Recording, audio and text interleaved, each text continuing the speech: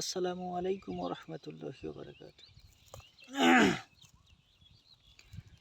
প্রিয় দেশবাসী, আমি আজকে একটা ভিন্নধর্মী টপিক নিয়ে আপনাদের সঙ্গে আলোচনা করব। যে টপিকটি আসলে বলা উচিত আলেম ওলামাদের, এবং তারাই এটির সঠিক ব্যাখ্যা বিশ্লেষণ করতে পারবে। তো ব্যাপারটা ছোটও নয়, আবার বড়ও নয়। সেটি হচ্ছে যে, আমি যেহেতু বাংলাদেশের একজন মানুষ, বাংলাদেশের একজন নাগরিক, তাই বিষয়টি বাংলাদেশ নিয়েই বলি, বাহিরের দেশ দিয়ে আর না বলি। ব্যাপারটা আজকে বিষয়টি হচ্ছে শিক্ষকদের নিয়ে। কি বাংলাদেশের শিক্ষকদের ইনকামটুকু কতটুকু বৈধ এবং হালাল।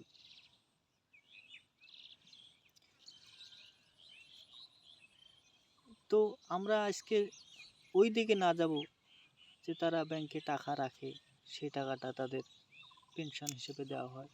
তো ওই ব্যাপার আমরা যাব না। কিছু রাষ্ট্রীয় ব্যাপার থাকে, ঠিক আছে। যেমন আমরা সুদ না খেলেও সরকার আমাদের উপর সুদের বোঝা চাপিয়ে দেয়, বা যে ঋণটি বাহিরের দেশ থেকে নেওয়া হয়, আমরা চাই কিংবা না চাই, তারপরেও কিন্তু আমাদের আর্ম জনতাকে এই টাকাটি পরিশোধ করতে হয়। তো ব্যাপারটি সেইভাবে আমরা দেখলাম যে এটা আসলে গভর্নমেন্টের ইস্যু, আমরা ওইদিকে না গেলাম।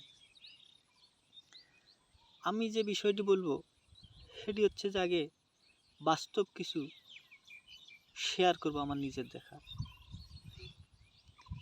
একজন হাই স্কুল শিক্ষকের আসলে স্কুল টাইম শুরু কখন থেকে? আমি যখন হাই স্কুলে লেখাপড়া করতাম,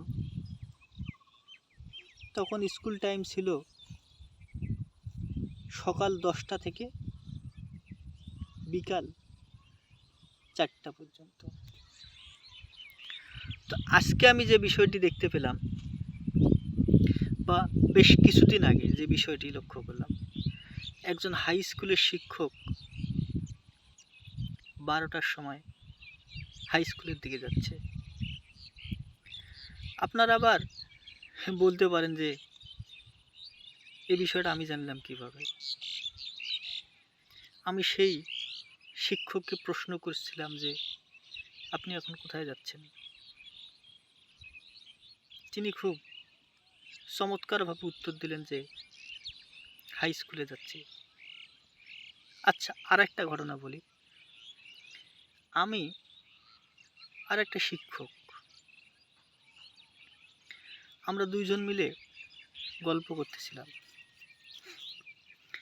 সেদিন আফটার 11টা পার হবে আর কি, এক লোক জিজ্ঞেস করতেছে যে অমুক স্কুলে যাবি না? শিক্ষককে জিজ্ঞেস করতেছে।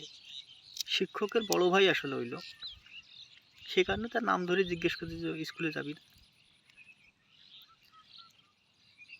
তিনি মুচকি হাসি দিলেন।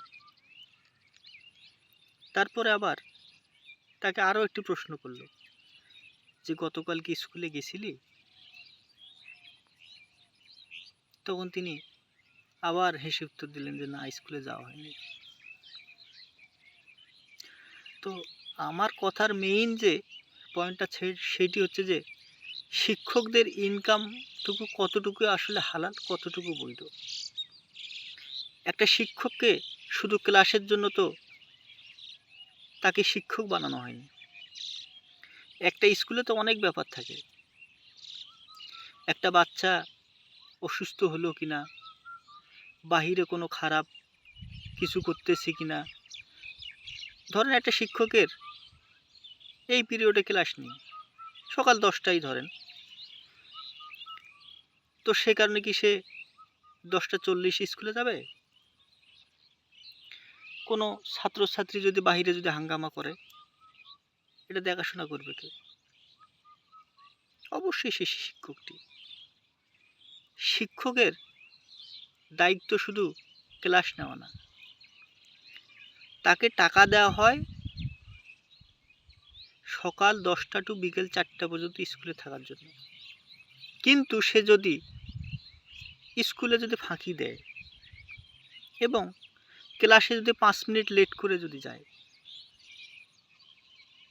এবং ক্লাসে গিয়ে যদি 5 মিনিট, 10 মিনিট, 2 মিনিট, 1 মিনিট সে যদি গিয়ে ফেসবুক যদি চালায়, তার বাসায় তার বউ গরুকে ছাগলকে খাবার দিয়েছে কিনা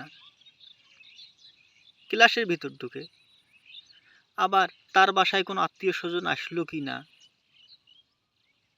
তার বউ বাচ্চা খাবার খাইলো কিনা, সে যদি ক্লাসে গিয়ে যদি সে 10টা মিনিট সময় যদি ফোনের পিছনে যদি ব্যয় করে, অর্থাৎ মুদ্রা কথা সে যদি ধোঁকা দেয় এই সময়টুকুতে, তার ইনকামটুকু বৈধ হবে কিনা? তার স্কুল টাইম 10টা থেকে বিকাল 4টা পর্যন্ত, সে যদি 10টা 1 মিনিটে যায়, সেই 1 মিনিটের টাকাটা তার হালাল এবং বৈধ হবে কিনা? এটা আপনারা সবাই কমেন্ট বক্সে জানাবেন। আর আমি ব্যক্তিগতভাবে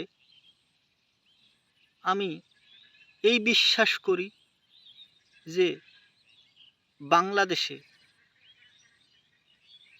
যতগুলো শিক্ষক আছে সেই শিক্ষকগুলা সঠিকভাবে ক্লাস নেয় কিনা, গাফিলতি করে কিনা, ধোঁকা দেয় কিনা, তার ইনকামটুকু হালাল কিনা, এটা আমার সন্দেহ আছে। তাই আমাদের সকলের উচিত প্রত্যেকটি শিক্ষককে জবাবদিহিতার মধ্যে রাখা, যে সে সঠিকভাবে ক্লাস নিচ্ছে কিনা, স্কুলে যাচ্ছে কিনা, ধোঁকা দিচ্ছে কিনা। আর আপনারা যে বিষয়টি অবশ্যই কমেন্ট বক্সে জানাবেন, সেটি হচ্ছে যে শিক্ষকদের ইনকাম হালাল এবং বৈধ হচ্ছে কিনা। আপনি নিজে নিজে একটু এই ব্যাপারটা নিয়ে একটু নিজে নিজে একটু চিন্তা করবেন। চিন্তা করলে আপনি উত্তর পাবেন ইনশাল্লাহ, এবং সেই মতামতটা আপনি অবশ্যই কমেন্টে জানাবেন।